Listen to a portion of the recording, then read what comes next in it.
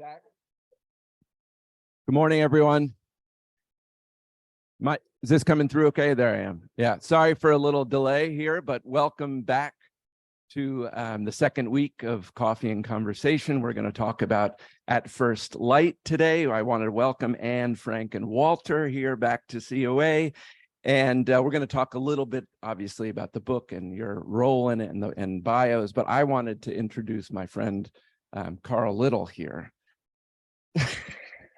He told me to keep it short, but the reason I need to spend a little bit of time with Carl is because he worked here at COA, where he was the director of public relations, and then went on and has spent 2 decades at the Maine Community Foundation. And MCF is a really special organization, obviously to the state, but also to this institution because our founding president, Ed Kelber, went on to start Maine Community Foundation. And so Walter has played such a leadership role in both institutions. But even beyond that, I mean, I think we can all say you cannot turn around without running into Walter's poetry, his books, writing. Walter Little is is a very different person here. Yeah. Okay, I did call Frank Fred this morning also, so I'm 0 for 2. Walter Little was a mycologist here at the College of the Atlantic. That is not Carl, but you cannot turn around without running into Carl's lectures, poetry, or books and on art. And the thing that holds all of that together is a very, very nuanced and detailed understanding of place, which is the coast of Maine and which is our conversation today. Forgive me, I need to read a small piece of poetry. The sunbox lies in pieces, its strips of aluminum foil flaking away to the wind, tanning platform broken up for kindling. Planted grass sprouts where the path once sharply turned to the left, circumventing underbrush. There the man, a boy then, stumbled on beauty's wrath, pale sisters yelling him off, scrambling for clothes to cover. All has been cleared, thick catbrier raked into piles and set ablaze, invincible ailanthus stacked for dump. All's clear and calm, save his childhood, rushing headlong through tearing thickets, and the sisters, barely glimpsed against reflective flashing, laughing after him. Then lying back to catch all the sullen autumn sun they can. This is Carl's poem, The Clearing, 2006. And on my walk to the college today, after reading this, Ed Kelber was one that could commit poetry to memory, and I was trying and it didn't come. But in reading it, it finally clicked. And Carl, I want to talk to Carl afterwards, but for now, thank you, Carl, and welcome everyone. Yeah. Thank you, Darren. Can you see them? Yeah. Well, that was a surprise.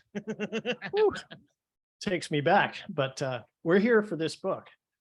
Thank you, Darren, for that introduction, and also for the College of the Atlantic team that have done so much to set this up.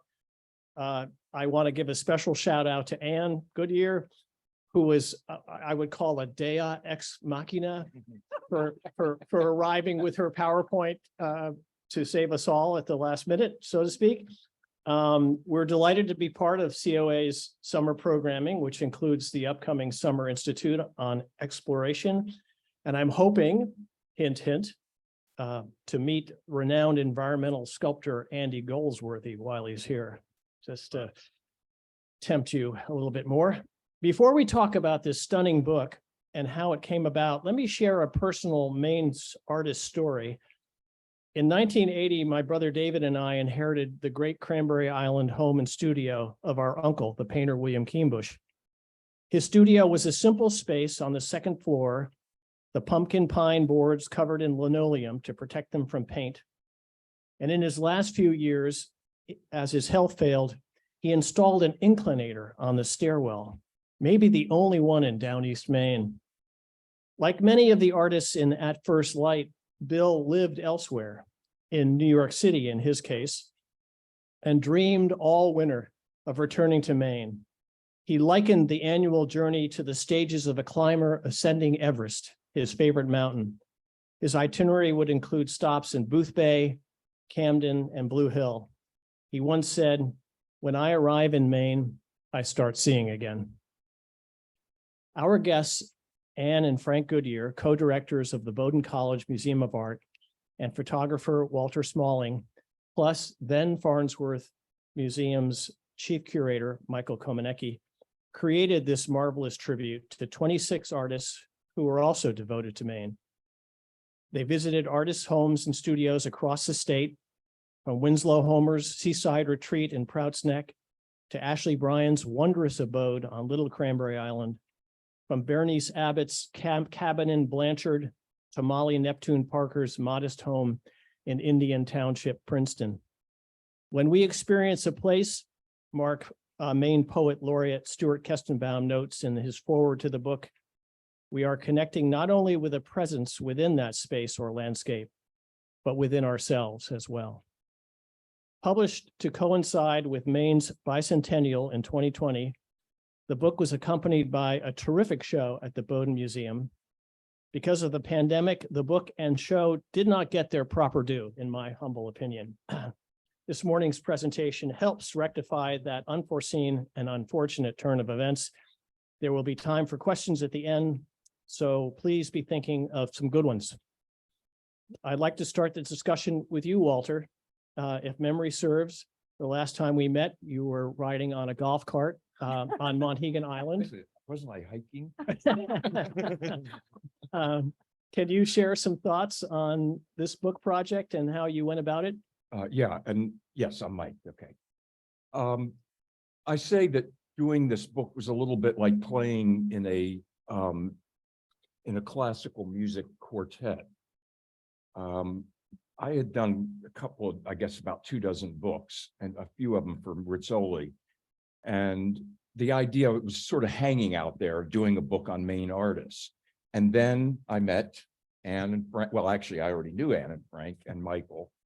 And we began to meet and talk about how we would do this. And so it was really an act of communication and coordination.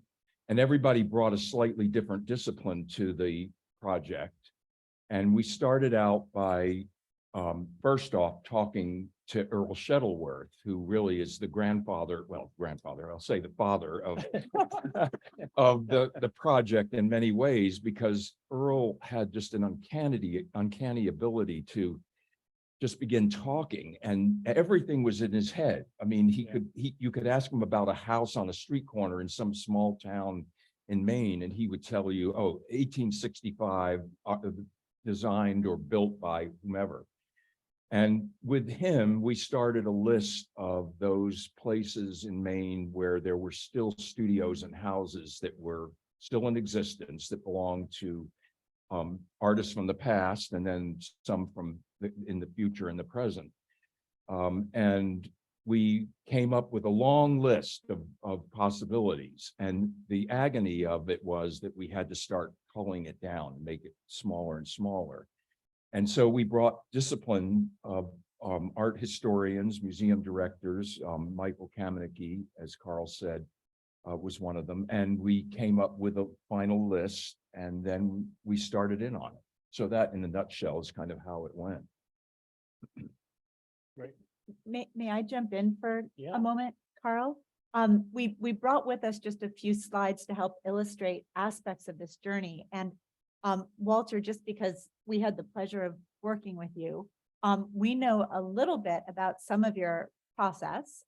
And we know that this photograph, for example, was actually shot by your partner, Ray Reinhardt, who was such a vital part of this. And although Ray is not here in person today, I thought it might be fun just to acknowledge his amazing contributions to this as well. And so these are some pictures that you were kind enough to share with me in anticipation of this conversation. Yes, well, it was kind of ironic because I have a bum leg, and so moving around and carrying equipment was kind of difficult. And Ray really became, I guess they call him best boy or grip. And he followed me around with a suitcase full of lights. And really, I could say, no, that's wrong. Do it this way. But it was nice because the two of us went on the road together, and we traveled, as if some of you may have read in the book, amazingly 6,000 miles in the state of Maine. I couldn't believe it when I added all the miles up. And it was mostly because a lot of, yes, here we have where we went. You can see it. We look like we're in a rat's maze. And we basically, I wanted morning light and evening light. And so if we missed it, we would go back. And sometimes we would go back to the same place 2 and 3 times. Alas, after the book was done, Ray had a stroke. And so it suddenly, the tables shifted. He who had been doing the physical stuff for me, now I was doing the physical stuff for him. So thank you, Anne, for bringing that up. So one of the first places you went, or one of was really almost the first painter in Maine. It was Jonathan Fisher. Right, in my backyard. Yes. Exactly. Close by. Yes. And this is such a wonderful house. And you've got a couple of slides of the interior. Absolutely. It's so spare and Yeah, he was an amazing man because he could do anything. And those of you who know much about Jonathan Fisher, he really was a Renaissance man in that he built his own house with a little help from friends and built the furniture and everything in it, and also designed tools and amazing things. And so it was kind of nice to start there. And he also was a painter, and the Farnsworth, I think, has a lot of his work. Does Bowden also have anything? No, we were so grateful to the Farnsworth for lending to us for the exhibition that grew out of At First Light, a beautiful view of Blue Hill from 1824, which very much demonstrated his extraordinary talent as a painter. But as you point out, Walter, he was a polymath and somebody who was really in many ways a scientist, a linguist, as well as being incredibly talented with tools. And in some ways, I think he envisioned a Maine that would be welcoming of many more inhabitants, even as he was building his own home in Blue Hill. Yeah, and this house, by the way, is open to the public, and it's really worth a trip to go see it because it's a beautiful work of art in itself. You can see it's in its original condition, and you can go there. And it sits now on the side of a fairly busy road, but it's like a little time capsule. and that painting, Anne, that you mentioned is the morning view of Blue Hill. Yeah. Sorry. I thought it was giving me a buzz. So, You don't want buzz. but anyway, that painting, A Morning View of Blue Hill, is thought to be maybe the first real landscape of Maine. And it has one of the most beautiful rock walls in it that goes almost the length of the painting. And then there's a man in the corner kind of driving out a snake. So that gives you the Reverend Jonathan Fisher part of the story. Yes. Right. Yeah. Great painting. Walter, can you talk a little bit about how you approach a house and, what you're looking for as a photographer? I mean, so Yeah. there's the exterior facade. How do you go about this? Well, I had spent a career, I was the photographer for the National Park Service for 10 years, but a lot of what I did during that time was not just parks. It was also, a lot of people don't realize that the National Park Service is the government agency that deals with historic preservation. And so a lot of what I did during those 10 years was photographing historic architecture. And so I find that I'll go into a house and sit down and just wait to see what it says to me. And I think that worked very well on a lot of these, because in many cases, they were historic houses where the artists had long ago died. And I just wait until it speaks to me, and then respond to that, and also to the light and what I'm looking at. And the Fisher house in many ways was probably the most exciting house for me to photograph, because it is so beautiful, and it's in its original condition, and you don't find something like that very often. I don't know if you want to speak to a couple of other examples like Frank Benson's studio, for Yeah. example, in North Haven. Well, one of the things too was that I said it was a little bit like looking for Waldo, because in many cases, we had a building, but we didn't really have the original condition that spoke to what it had been used for. For instance, the Frank Benson studio in North Haven is a barn, and it was basically a big empty room. And so what we would do is we would gather up things in the house or that may have been in a closet or put somewhere, and kind of recreate something that approximated it. And obviously he did not work like this, but the idea is that you got a sense of what the space was like and how it was used, and and mostly how the thing that was most important was how the light worked in a building. I think that some people think that these artists come here in the summer and they don't do anything. And of course, they're, They just sit around. yeah, and this is a great example. I mean, Benson really did some of his greatest impressionist paintings on this island. I mean, they're wonderful. And then he was also very well known for his prints of ducks and other Yeah. waterfowl. Yeah. Yeah.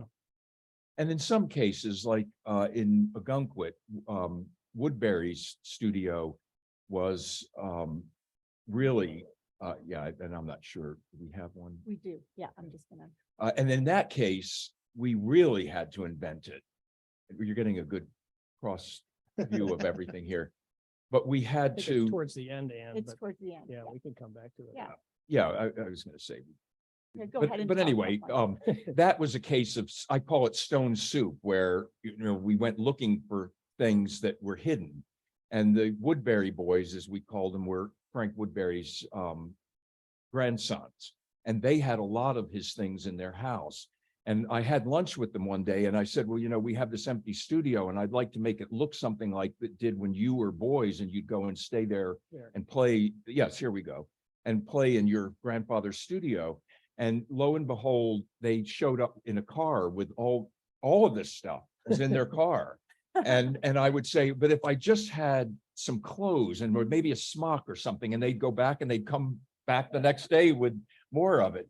So we basically, this was a bed and breakfast, well, an Airbnb actually, and there was white overstuffed furniture in the studio. And it looks out to the ocean. It's quite a dramatic spot. And we just pulled all the furniture out of it. They allowed us to do that, which was very generous. And we just started putting things around. And so I felt like you at least got a better idea of how the space was used. And you sort of had to have him in the book to represent Ogunquit. Yes. That whole community. Yes. Is still alive. And one of the things that you may have read in the book, and that is that a lot of these artists had schools and taught, and he was one of those that had a school there in Ogunquit. And there were several of the artists in the book that did that.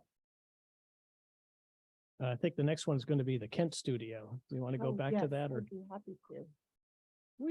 It's fun because even as these slides move, you kind of get a sense of the incredible variety of artists historically and today that we had an opportunity. That is there. Oh, yeah.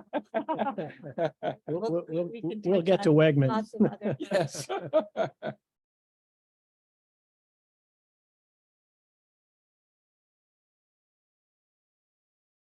Yeah, and see, one of the things that was wonderful for me and Ray is that we would sometimes spend a couple of days with each artist. And sometimes, in some cases, actually stay with them. And so it was terrific. I mean, we worked during the day and then at night we would have dinner and a drink and talk. And so the ability to have had that experience was amazing. And it's something that it was just be impossible. And actually, while I think you ultimately were probably at almost all of these, but I was the one who landed up going around to all of them and spending time. And I always said I felt a little bit like a bee pollinating because I would carry stories to different artists. And sometimes one of them would say, well, what did so-and-so say to you? And so it was fun that way. But this was another case where this is actually on Monhegan, obviously, and you can go in this space also, and it's left pretty much like that. Although, you know, the artist's eye, I suppose, as taking photographs, I sometimes would rearrange things slightly, and most people were pretty game. They would watch what we were doing and say, "Oh, here's another object," or "Can I help you move this?" And so, And it this was is great. This was Rockwell Kent's house that later became James Fitzgerald's Right. house. Right. An incredible hand-me-down of artistic heritage there. And you can go into it if you're out there. It has hours for going in And then what is really interesting is that as Carl said, that it was later used by another artist, and then he built a house for his mother on Monhegan, and that is now the house of Jamie Wyatt. and He we can works there. move And to that we'll one. I get think to that. you've got to, Yeah, I Out think of there's well, of course, the cover is Jamie Wyatt's house, right. the Rockwell. Oh, Kent's that's mother's further on. house. Sorry. Yep. I'll just show the. cover Yeah, of we're gonna get dizzy. Yeah, there we go. So, and you can see it's probably arguably one of the most dramatic locations for a house in all of America.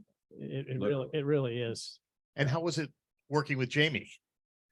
Well, that was pretty interesting. He surprised me because he seemed to have nothing else to do but to kind of help us and talk to us. And when we arrived on Southern Island the first day, we rounded the bend, and he shot off a cannon to greet us. First time that had ever happened in my life. And so he cooked for us, he moved things around, and in the cover shot that's on the front of the book, what you don't know is that in one of the windows with a magnifying glass, you can actually see a little bit of Jamie's hand or something. I've forgotten what part of him is showing, but he was the lighting man. I was out taking there you go. pictures, and we needed to have lights in the windows. Yeah, and here he is on his front porch. And he did the lighting for us. When I saw him the other day, I said, "Oh, my lighting tech guy is here." And I want to mention that there's a show of his right now at Dowling Walsh Gallery in Rockland. And it's really some really, well, I should say crazy work. I mean, it's pretty wild with doorways, and I think NC makes an appearance, and Yeah, and Yeah. a beautiful self-portrait of Jamie. It's a fabulous. Oh, I highly recommend Yeah. that show. Yeah. Yeah, great. Yeah, I point. find his recent work really compelling, actually. yeah, it's gotten more and more ethereal or something. Yes. It's, yeah. But it was great because we spent hours. Sometimes we'd be sitting in the kitchen with Jamie on a day and saying, talking about John Kennedy or one of the stories I loved was that Phyllis, his wife, was upstairs, and he yelled up and he said, "My gosh, Jackie's here." And there was a woman on the island who made pies, and she assumed that it was Jackie, the pie maker. And she said, "Oh, tell her we want a peach pie." And he said, "No, Jackie Kennedy." And so he's a great raconteur, and it was hard. I'd suddenly think, okay, it's now 2:00. We need to get back to taking photographs. But I could have listened for days. Yeah, not to mention Catch the Ferry. Yes, that too. Yes, and this is a studio. I said, Dear to my heart. how do you work in this space? But he really doesn't. He generally paints in other places, and I'd say in the book that when we arrived at the house on Southern Island, or no, it was here actually in Monhegan, and he came downstairs and he had white paint on his face and on his arms, and he said, "Oh, I was upstairs in the bathroom painting." And my first thought was, he's painting woodwork. You can't get a good painter. And then I thought, no, he's probably not. But he paints in different places, and so this is the way he leaves his studio. But I think it's a little bit of between us. I think it's or among us. I think it's a little bit of an affectation. Frankly, it looks good. I like the shark jaws there, or whatever Yes. they are. But it's interesting the way in which multiple sort of generations of artists have occupied some of these homes and studios. And so, what it must be like for Jamie to work in a space that Rockwell Kent used to work in. And of course, we see this with the Porter family as well. Maine has a wonderful sort of tradition of artists who come to this place, fall in love with it, and raise their kids here. And before long, the kids want to stay, and the grandkids and all the rest. Yeah, well, I liken it a little bit to the idea of living above the store, as it were, that families sometimes, you know, well, for instance, my own grandmother was an opera singer, and she always, I think, liked the idea that someone in the family would land up working in the arts. And she really did, in retrospect, as an adult, I realized there were so many sort of subtle hints that she gave me to say that, you know, this is a legitimate thing to do in life. You can be an artist. And so I think that that's what happens with families, is that you see your parents do it, and without even saying anything, it rubs off on you. And so actually, of course, the Porters and the Wyeths are the most obvious examples of where family dynasties almost. And could you go to the one just before this? Oh, that yeah. shows the big house. absolutely. Yep. Yeah, is David Porter here? I think he was going to come, and he may not be here, but I did a residency there and Oh, lived in the big house oh, right. for a yes. week, and in a room that I believe was previously occupied by James Schuyler, who is one of my favorite poets. So it was Yes. it was really wonderful, and it really has not changed at all. If you look at, there's a wonderful book called A Sense of Place, The Artist in the American Land by Alan Gussow. The only non-landscape painting in that book is an interior painting that Fairfield Porter did of the main room. And it still has all of the decorations. And Walter, I mean, it's like walking into a painting. Yeah. I mean, Yes, well, I did Art Week also, and it was funny because Anina Porter had designed bedrooms for everybody, and I was still left. I didn't have a bedroom. And she said, well, you know, you kind of look like my uncle, so you can have his bedroom. So I landed up sleeping in his bed with some of his paints and his easel still in the closet. And it was pretty amazing. But this is a perfect example of almost, I mean, it just, I know it's repeated in some other places in this world, but the idea that the family has kept this place so purely like it was, and something I call time capsules, and Maine has a lot of them. And that's a book I would like to work on, where a family built a house in, say, the turn of the 20th century and furnished it. And then it became a family place, and they wouldn't change anything. And so they really are time capsules. And here in this house, a lot of the same things that were there when Fairfield was painting and are still there. Like there might be a vase in a painting, and it's still on the shelf in the butler's pantry well, that's using a term badly, because there certainly wasn't a butler there, but no. in the back left of the photograph on the right, there are things on those shelves that appear in his paintings.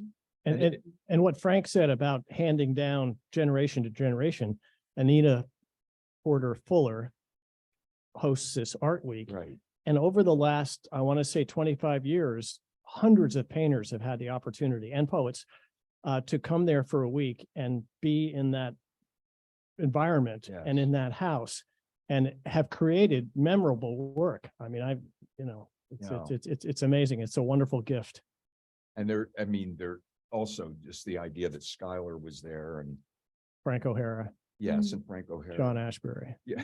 Anyway. Yes. Isn't that amazing? Yep. But it's a beautiful space, and their father now I'm not exactly right on this, but I'm going to say in 1916, maybe he saw the island from a boat and bought it basically without going ashore. And he was an architect. And so that room on the right is all his design. He even did the paintings of those dragons and almost killed himself because he did them in a closed room with car paint. And they apparently had to pull him out when he maybe passed out. But the fact that it's so pure and so rich, and that it hasn't changed is just a phenomenal thing. Yeah. And so I mean, we've been very lucky, those of us who've spent time there, and the Yeah. family still goes. And it's a Maine tradition. I mean, many of you here, I'm sure, have a family tradition that's very similar to this. And Walter, what are some of the things that these houses have in common with one another? I mean, we had incredible opportunities to visit these different places. If you had to sort of summarize the sort of common themes associated with these houses, these places, what would they be? Well, I think probably personal would be one thing, because I think all of them are houses that are unique, and they're not, not everybody lives in a house like this. The idea that they evolved in most cases with somebody who lived there and watched the light and the seasons change, and the house responded, or the house responded to it, and as did the people who lived in them. I think also that they were often inspirational, because the light, I mean, in every case, every one of these houses was special in some way. Maybe the location of it was pretty spectacular. The sense of light in the house, or in the house and studio. In this place, you're literally out the window on the left in the kitchen. You are looking at the Atlantic Ocean and islands in the distance. It's just the most amazing place to be that you can imagine. And they called this the big house. And now there are about 8 other houses on the island that family members have built over the years. I think But- one of the most unusual houses that you have in the book is Robert Indiana's Oddfellows Hall Yes. on North Haven. Yeah, definitely a personal place. And that was one of the really incredible experiences that I had, because I had gone to Indiana's house for the Farnsworth Museum before we started on the book. And I had spent a whole week there with him in the house, and Wow. we'll come up there. Yeah. And that, speaking of a personal space that was inspired by somebody who was quirky and just suited themselves, suited himself. There it is. Yeah, here he is in his kitchen. And one of the things about Indiana that was so incredible is that I said to somebody, he came to the dock we arrived there in February, and the whole island was a sheet of ice. And we barely got across to get in and out of the harbors on each side. And that we arrived after dark. It was probably 3:30. And and he was with his assistant in a pickup truck to meet us at the dock. And somebody said, "Oh, Robert Indiana would never do that." I said, "Well, he did. He was there on the dock." Yeah. And so we spent a week just in the house, moving from one space to the next, responding to light.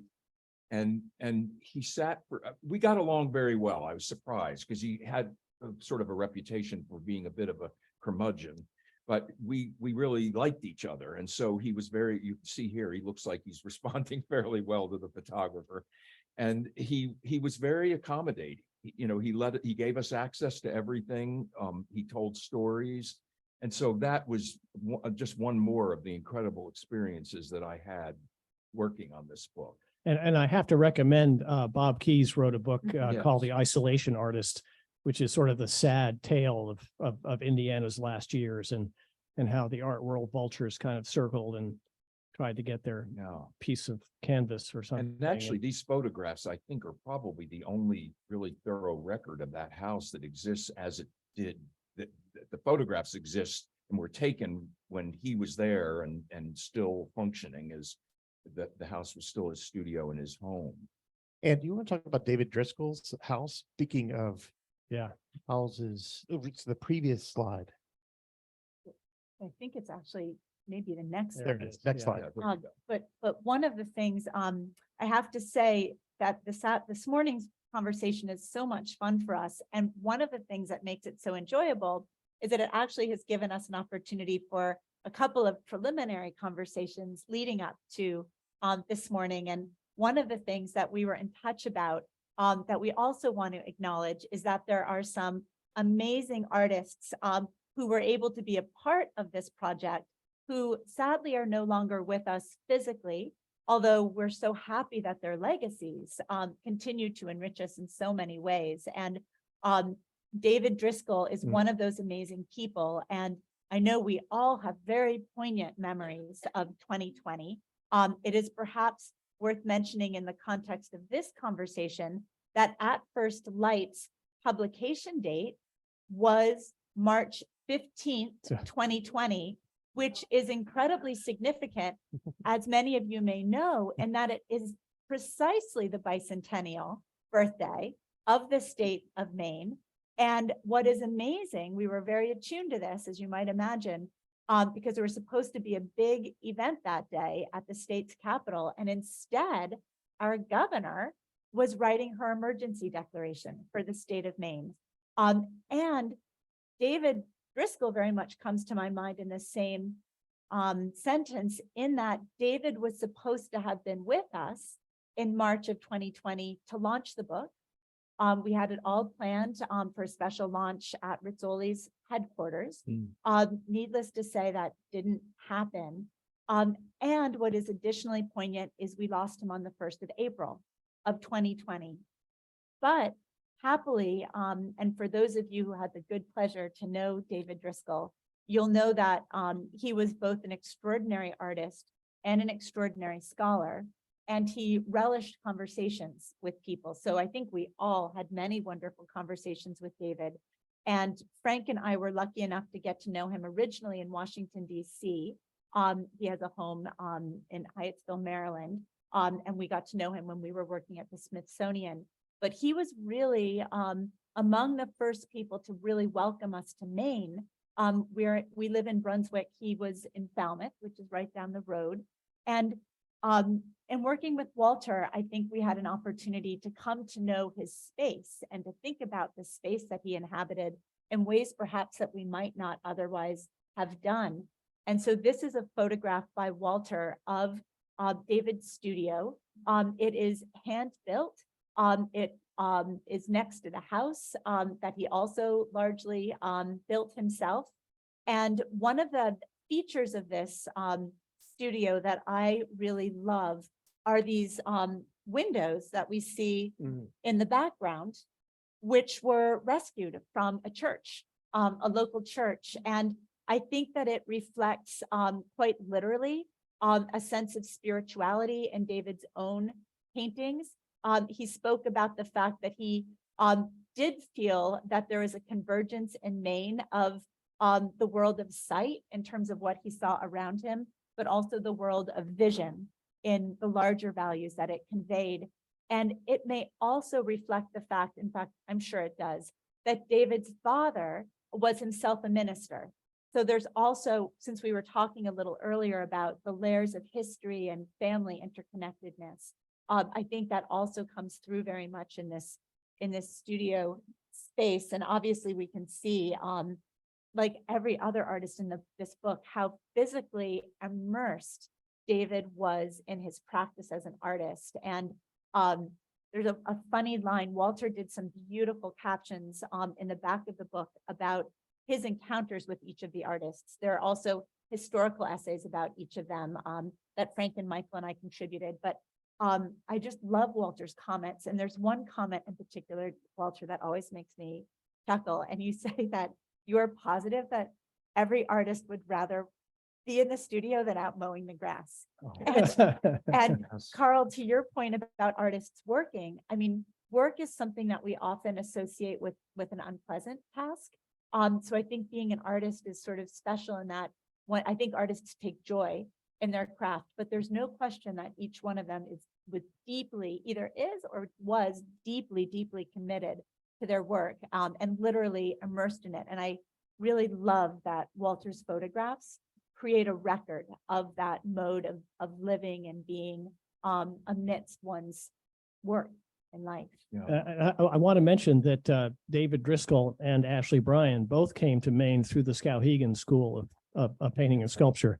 And that school has generated all of these wonderful artists over the years.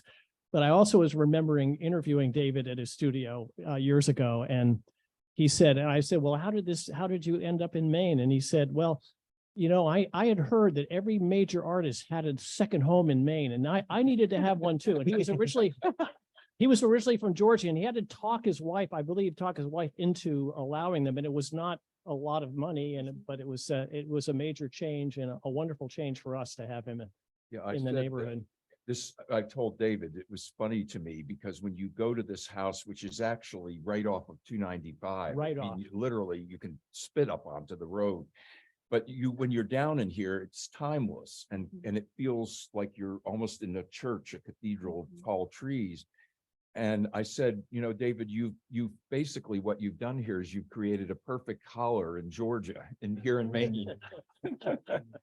But David also had a terrific garden. yes, Yeah. David was growing, you know, the tree, memory things, trees. things that you wouldn't imagine that you could grow here in Maine. I mean, peach trees, and Mhm. he had a collection of mint that he had gathered from all sorts of places in his travels, including from Oxford, England. And I remember after we left, he said, "Here, take some of this mint from Oxford." And we have it, of course, as you know, mint grows like a weed. And it's like David's Oxford mint is all over our backyard at this point, which is wonderful because every day we see it, we think of him. Yeah. Well, and the thing that was so extraordinary is, and this again speaks a little bit to the process of being with all these artists, that when David died, my partner and I actually had a dinner date with him and his wife Thelma 2 weeks hence, that of course we obviously didn't make. And that was the kind of relationships we built during doing the book. That really was one of the, I think, the best parts of this project is the Yeah. opportunity not only to work, you know, the four of us, Michael Komanecki as well, and we had so much fun, you know, figuring out, you know, how we're going to get to this place and who's going to write on that. And but you know, for the most part, all of the living artists were unbelievably generous and inviting us in to meals and, you know, taking time out of their busy lives to, you know, entertain us. I think we only had one or two that said no to the project. Well, and one of the things that is interesting, speaking to the concept of how some people, I mean, getting to the top of the art world is not an easy thing. There's only a small handful of people who really do become household names. And the commitment that they all had to their work was pretty amazing. Yeah. Like, for instance, Alex Katz, it was clear that being in his mid-90s at that point, felt like he had only a certain number of days that he was going to be able to work. And so and also Yvonne Jacquette, who we just went past. And Lois was the only one Lois Dodd was never in a hurry. She's still never in a hurry. But I felt with Yvonne and with Alex that, you know, my time, I better move right ahead because I got only a certain amount of time and then you're out of here. But nevertheless, I mean, Alex spent probably 45 minutes doing portraits and photographing in his big studio, which is just an amazing place. It's a shame that the public can't just walk up his driveway and go out and see his studio because it's pretty amazing. Well, they can see a lot of his work at Colby. That's for sure. Yes, they certainly can. But I wanted to mention there is a show of Alex Katz's wedding dresses at the Portland Museum right now. Just opened another series he's had quite a year with the Guggenheim. And yes. Yeah, this is where, and this is amazing because I think when I was taking the photographs, Alex was probably already 93 perhaps. Yeah. And it was so funny to me because on the screen porch in his studio, there was a little Speedo bathing suit hanging on a nail. And during the day, he would simply go out and put on the bathing suit and walk down this path and swim a half mile in the lake. And to my knowledge, he could still be doing that today, you know. Pretty and that's remarkable. a whole wonderful story too. Just that community of artists, Lois, Yvonne, Yes. all of those people coming together in this one place, Searsmont, Lincolnville. Amazing. Yeah, half of the artists we know that worked in Maine came up because of Alex, really. Right.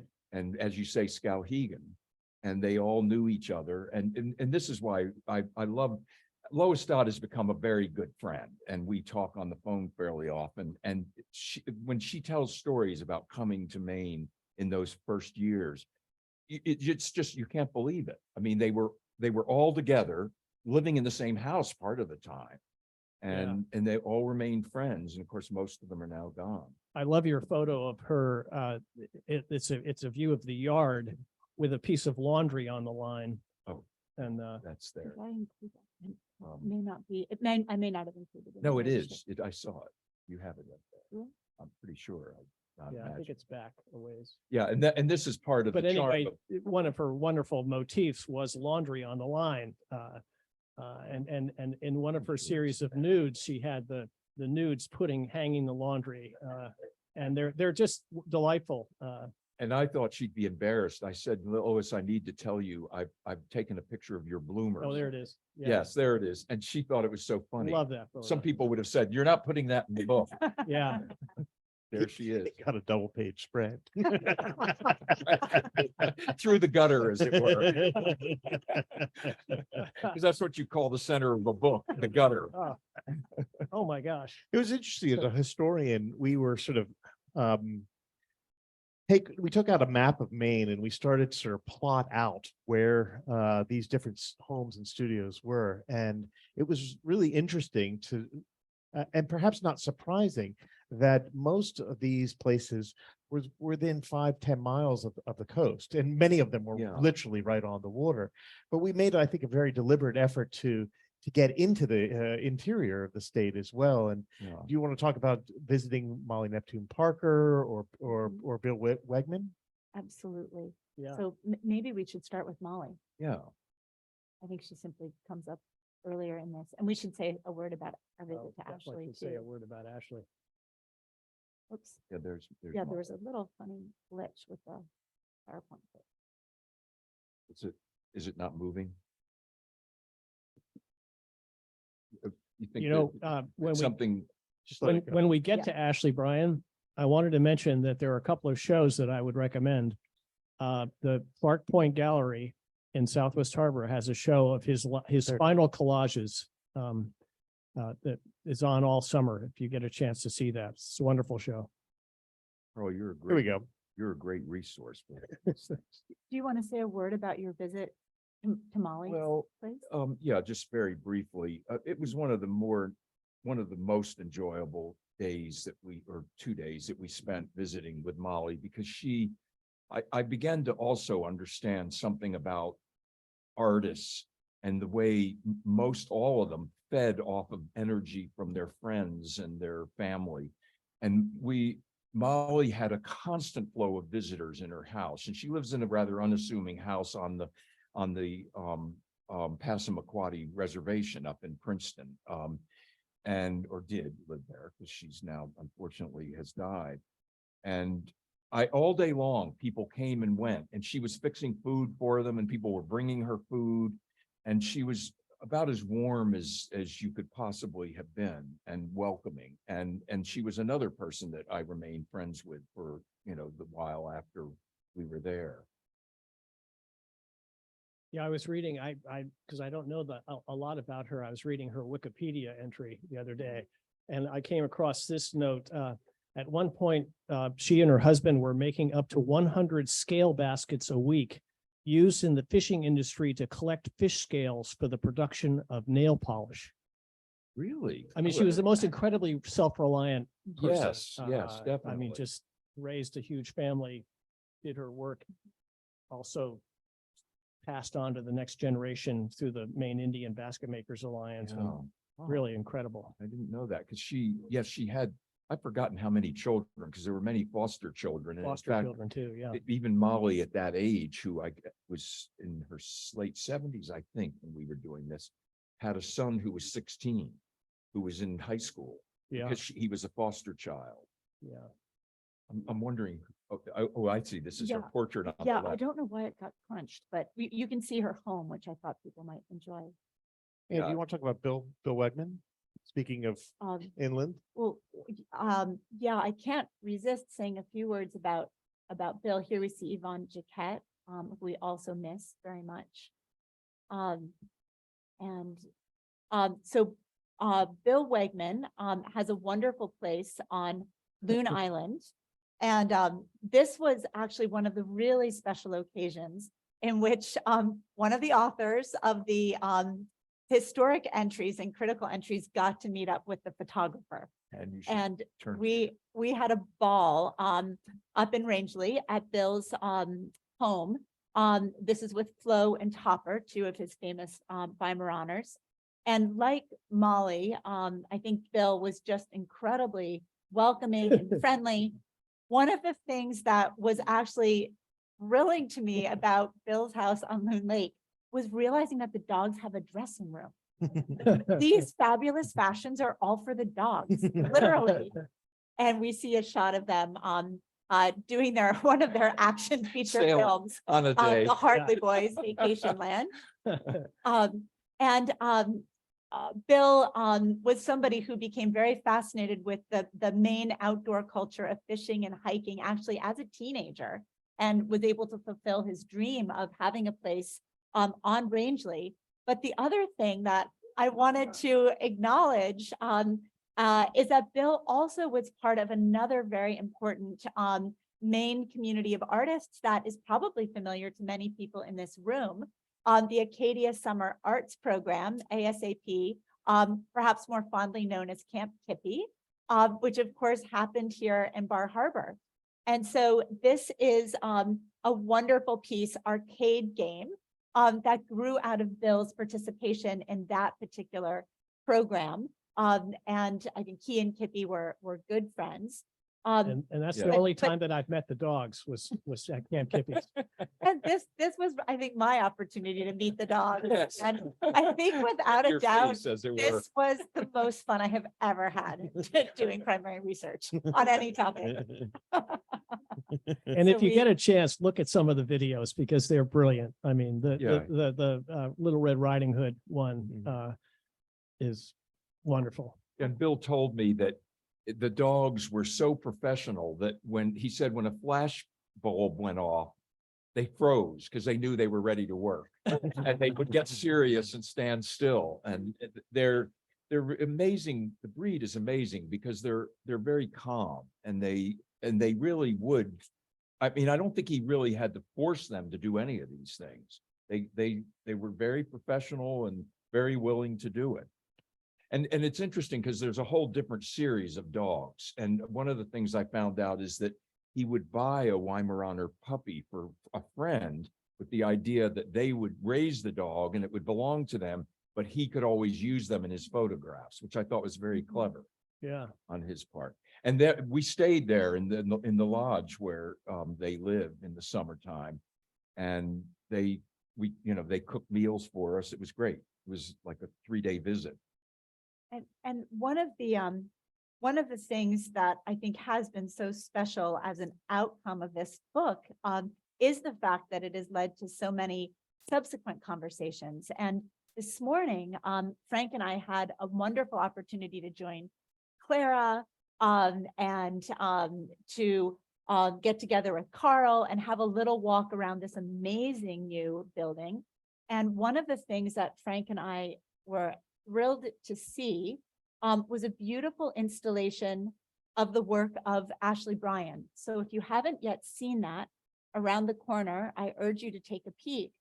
But we wanted to just share a little snippet of our time with Ashley. And many of you may have had a chance to get out to Little Cranberry. It's something that we very much enjoyed doing. And this photo we thought was especially nice for everybody here because you get to see the puppets. And we understand that the College of the Atlantic is now the steward of Ashley Bryan's puppets. That's why there's some in the hallway. Yeah. and Exactly. There's some on display here on the hallway.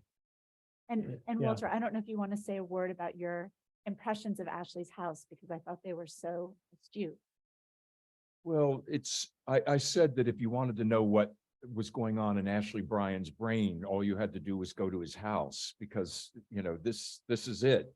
Although surprisingly organized in his brain, disorganized in the house. That was another place where people came and went. And I was really aware of the fact that the energy that artists sometimes take from their friends and family.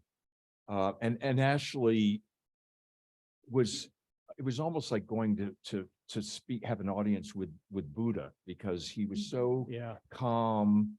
And he, any of you who have spent time with him know that he can quote poetry and also knows Shakespeare sonnets. Shakespeare sonnets, and then can quote Goethe in the original language, which is amazing. And it was interesting because I had a good friend, William Murtaugh, who was the first keeper of the National Register of Historic Places, and Bill and I owned a house together in Penobscot, and I took him down to Rockland one day many years ago now to an opening of Ashley's show in one of the little galleries there.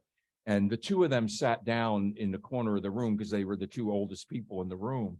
And I suddenly heard them just kind of shrieking almost and guffawing. And I went over to see what was going on. And it turned out that they had both been Fulbright fellows in the same town, at the same university in the same year in 1952. And they remembered seeing each other, but had no idea that connection existed. Yeah, this was Freiburg, Germany, I believe. Yes. And Ashley wanted to go there because he wanted to learn German so that he could read Rilke in the original. Yes. Yeah, he was incredible. So, Excuse me, Carl. yeah. I'm wondering if we might move on to a few audience questions. Oh, sure. Uh, Yeah. Running right up against time. Hate to interrupt you guys, but I did just want to ask you what you're up to now, and just so we have a chance to, there's some incredible shows at Bowdoin that I didn't want to miss out mentioning, including the Minaloy. Oh, thank you. So very quickly, thank you for asking that Yeah. question. Boat Museum down in Brunswick, open 6 days a week, always free, always welcome to have you all. There's always a wonderful mix of both historic and contemporary, Western, non-Western, but three shows that are going on right now. I'll talk about the one on the right here. People Watching is an exhibition of about 120 contemporary photographs since 1965. All the works are drawn from Bowdoin's collection. Our collection is global in scope and goes back more than 5,000 years of human history. And to sort of do a deep dive, this was a show that I curated with a student intern. It was a COVID project. We sort of set ourselves a task of, what do we have in the contemporary photography collection? And out of that sort of research grew this project that is now on view at the museum. Wonderful. And then a couple of other projects that are currently on view. As Carl just mentioned, Mina Loy's Strangeness is Inevitable is on view until the 17th of September. We are grateful to a Maine-based scholar, collector, Roger Conover, who generously lent many objects from his collection.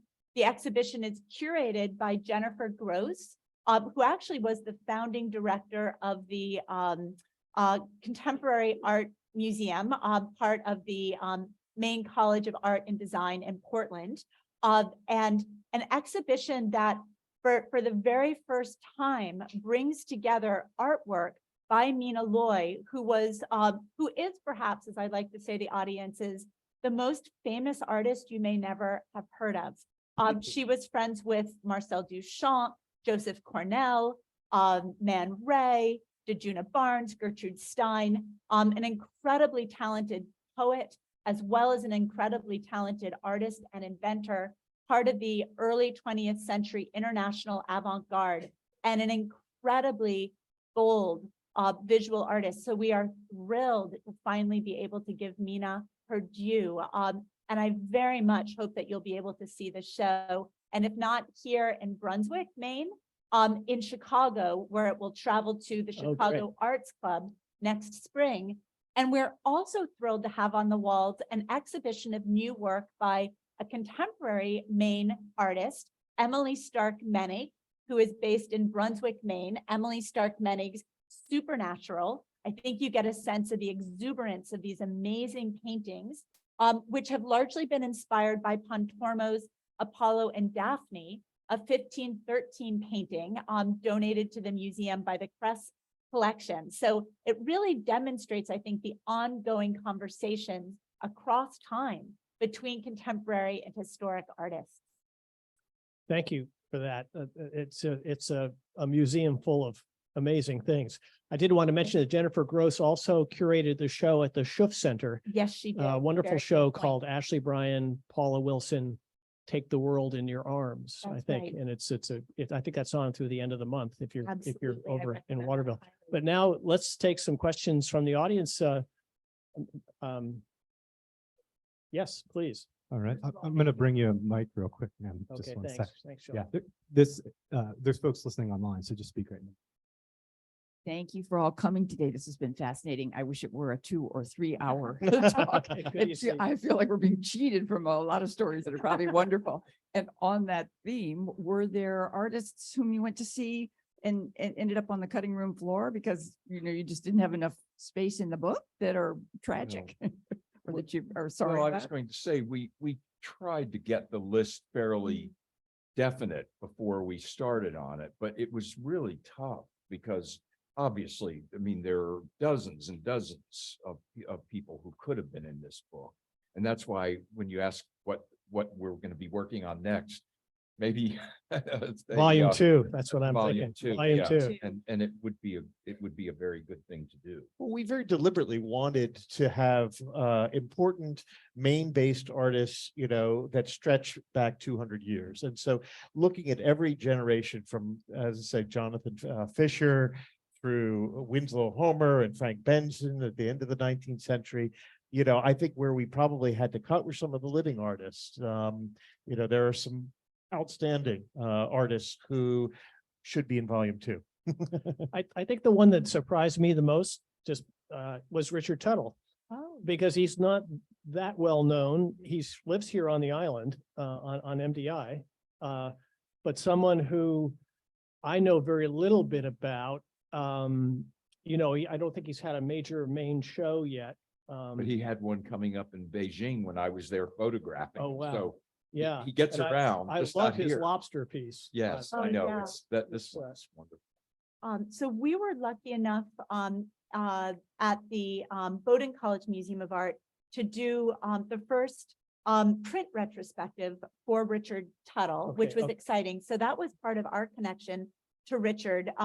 He is an extraordinarily interesting artist, often grouped with minimalists and conceptualists. But as you can probably see just from peeking at this beautiful home and maybe also some of his work, he's an artist who also sort of escapes easy categorization. But one of the things that was so revealing to me in this instance about thinking about Richard with respect to this place is becoming more aware of the way in which his art, which often sort of deliberately inhabits a sort of liminal space. I think you get that sense just through these paper pieces. They're so delicate, and there's actually literally an absence, or maybe we could say an island at the center of them.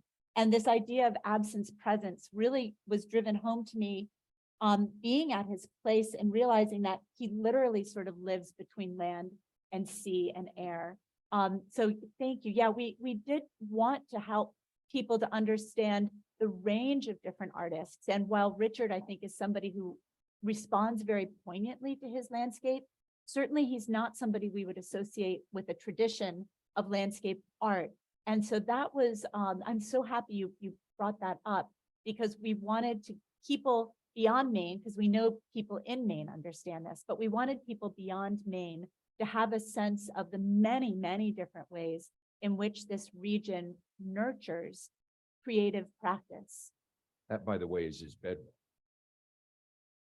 And I think this also points to the fact that this is a place of retreat and the photos reminded me of the Maine Writers and Publishers Alliance years ago had an event at Richard Ford's, the novelist's home in East Booth Bay.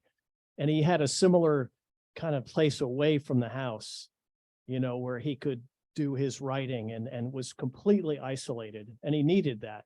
And actually, on that note, I'm so glad you brought that up. And actually, Carl, you also referred earlier to a tradition of writers in this part of the world.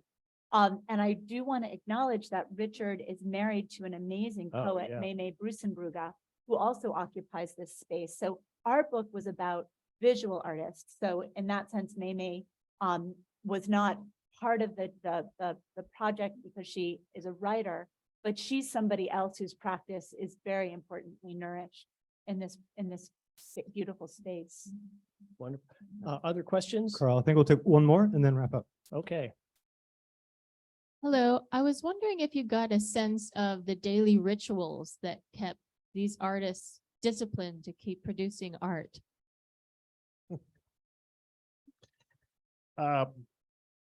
We haven't talked about Winslow Homer, and Winslow Homer, of course, built a studio, actually converted an old sort of outbuilding, moved it 50 yards to give him a little bit more space from the family home, and built. John Calvin Stevens renovated the house, and it became an important, center for his work over the course of the last 26 years of his life. And there's a wonderful sign, if you've ever been to see the house. It's now, of course, owned by the Portland Museum of Art, and they run tours of it in the summertime. But there's a wonderful sign inside that says, mice, rats, snakes. And it's a little sign that he literally, legend has it, that he placed outside, because even though we think of Homer as like this great recluse who came to Maine to get away from the busy New York art world, the fact of the matter was, when Homer was living at Prout's, it was a summer vacation community, and there was a huge 100-room hotel just 2 buildings down from him. And so I think that he had to work very hard to sort of maintain a sense of privacy. But you get the sense, and Walter mentioned this earlier, that these artists are not here gallivanting about, that they are really focused on their practice. And what you get from Homer is that he was really serious about painting as often as possible, which meant every single day. Well, and one thing that's interesting about his studio is that you would assume that he had windows while he was painting that looked out to the ocean. Not. His studio was at the back of the building with no windows, because he didn't want anyone to be able to look in at him while he was working. So he worked in a room that was basically all enclosed, which I found extraordinary. The anecdote about the sign, I have to share this very brief anecdote. Zero Mostel, the actor, had a place on Monhegan. And one day the ferry was arriving with all these people, and he went down to the end of the dock and he went, "Plague, cholera, go back." It's like, That's awesome. anyway, thank you so much, Thank you. Frank, and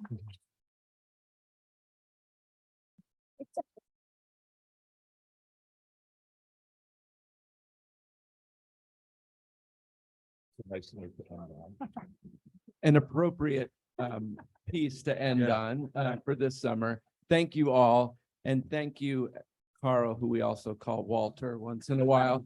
And next week, come back to join Duncan McIntyre and board member of COA, Roland Reynolds, who are going to be speaking about electrifying the transportation industry.